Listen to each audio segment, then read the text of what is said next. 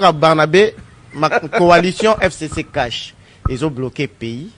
Est-ce que ça m'a mouté et pantanandenge, moi, Namboka Tolandi, Kabunda Lobby, après consultation, cohabitation aux alatés, coalition paix aux alatés. Et vous allez nini? Vous allez la démission président.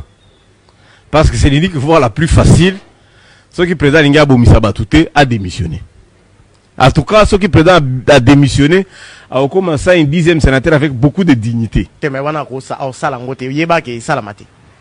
ils ont boum alors. Omoni, nani, Kasavu akutaka ilogote.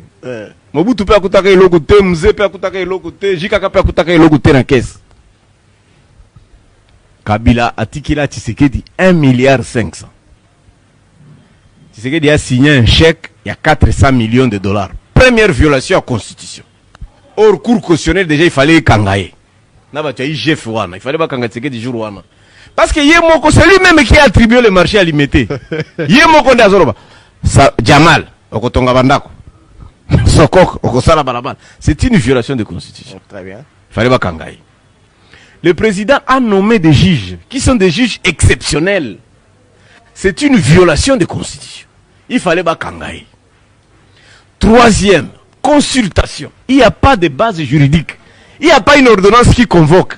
Mais le président de la République a entouré d'un éminent professeur, il a droit à entouré d'un représentant, tellement toyebi batouana nyosu, baveki tengeyesu et tout, batouana mitu et salaka, voilà. Et comment bilo kwane ko salema? C'est qui va bandi ko kufa pena ko sepela katikati na bango tika nzambe alimbisa bango.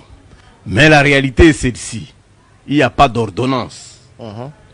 La reddition de comptes, les dépassements et budget, il y a 14 000%. Ça n'a jamais existé à la présidence de la République.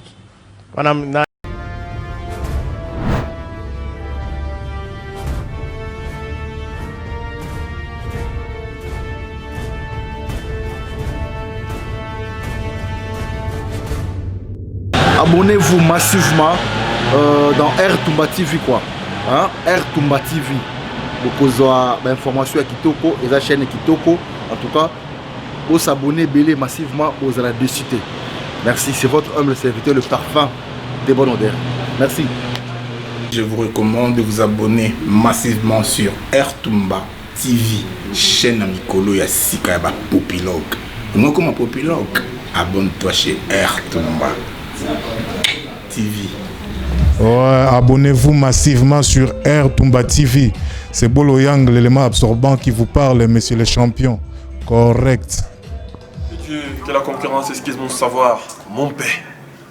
Abonnez-vous sur Air Toumba TV. Ici Fabregas, Métis Noir, Kyrios, Licenciado. On est ensemble.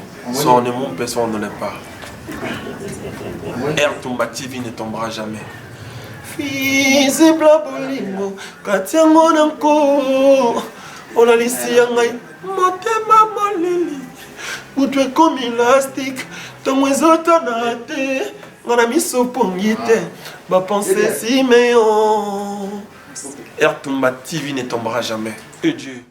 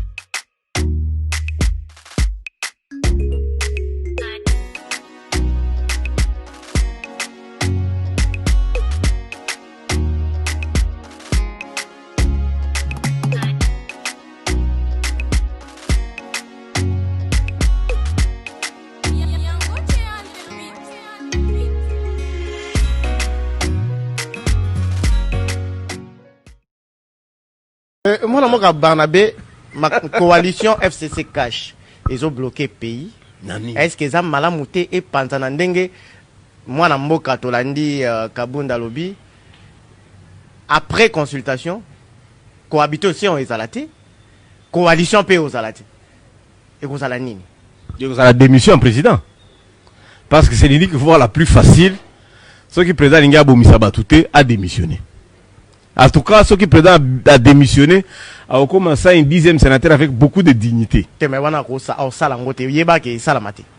Donc, ils ont boum alors. Omoni, nani, Kasavu akutaka eloko te. Mobutu pe akutaka eloko te, Mzee pe akutaka eloko te, Jikaka pe akutaka eloko te na caisse. Kabila atikila Tshisekedi 1,5 milliard. Tshisekedi a signé un chèque, il y a 400 millions de dollars. Première violation à la Constitution. Hors cours cautionnel, déjà il fallait kangaye. Il fallait pas kangaye Tshisekedi jour wana. Parce que c'est lui-même qui a attribué le marché à l'imité. Yemoko Ndazoroba. Jamal, Okotonga Bandako. Sokok, Okosala Balabal. C'est une violation de Constitution. Très bien. Il fallait pas kangaye.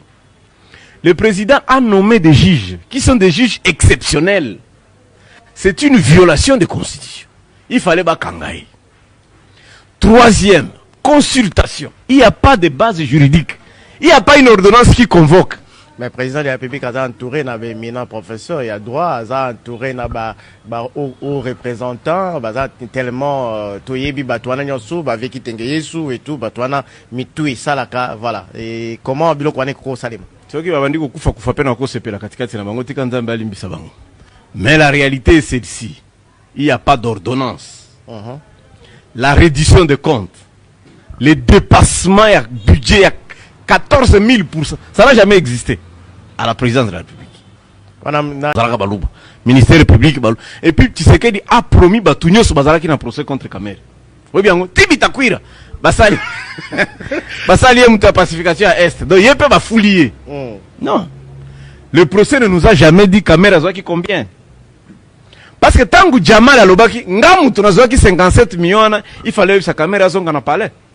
Si Bobo menabiso leader na biso Kivu. Bobo caméra za kana lupe mbara Kivu ko saka. Bobo mele nini? Parce qu'il n'a pas bouffé ça. Quelle est la rubrique à condamnation à caméra? Détournement intellectuel donc. Et Berando qui est intellectuel yazana katite. Beto e muko na la roi yazana katite. Ozoka caméra au détournement intellectuel. Au décider détournement intellectuel. Quel est le montant détourné intellectuellement? On ne connaît pas. Kamere Bambon, on est bandit le lot, tu es bien depuis 15 millions et Bungaki. 15 millions, on a tiré le président de la République, c'est vrai qu'à l'Oba, qu'il y a rétro-commission. Mais 15 millions et Kenda, bah, justifie à Bissou Angoté. 54 millions et Bungi. Kamera Zagana Kati. Voilà. Nyon Sowana, Bonika Batikae. Bon, heureusement, tous les lapés procès, on a les bossés Zaïka et Bandaku. 57 Zaïka et Bandaku. 100 jours, il y a 425 projets. Il y a Mama Yemopé Tomonité, il y a Clinique Universitaire Tomonité, il y a Kakobola, il y a Biloko Za Ebele Tomoninante. Or, Prezo Yemoko Nde Alobaka ke, il y a rétro-commission. Ngana za Koloba Boye, Batuaza Komonango cinéma, mais je suis très sérieux. 2023, il y a Moussika Lissousouté. Le jour où il y aura un procès contre Félix, il va faire Makala. Trop de légèreté autour de lui. Na base à IDPS ezali Félix Botier na makala. Omani bacha IDPS ba bazalokola mai mai. C'est comme ça bando kosa bacha mai mai. Omi pakola nyeye ya nyama zamba lisasi ko boma yote. Bacha IDPS bazaka na expérience ya kotambola de 10e rue Tistade. Pendant 37 abata. Soki bake musika bazongi de bonhomme to chango. Mais ça batu balata godio na est ba koma na kini. Ba continue ko bango ba ko ntsakeza wenge. Nalongwe ngawata nalongwe ngafali nalongwe makamba mboka. Il y a des militaires ici qui souffrent au front. Les militaires souffrent au front. Ngana oti minembo, je viens du front. Les militaires souffrent au front. Mais bino bossa la kaba blaga ya kabunde. Il n'y aura ni coalition. Il y a tanga na classe, maintenant il y aura quoi? Pour insister la bango kuna même pasteur ba tricher la question Saint-Esprit. Là, lui là, s'il n'y a ni coalition ni cohabitation, il y aura quoi?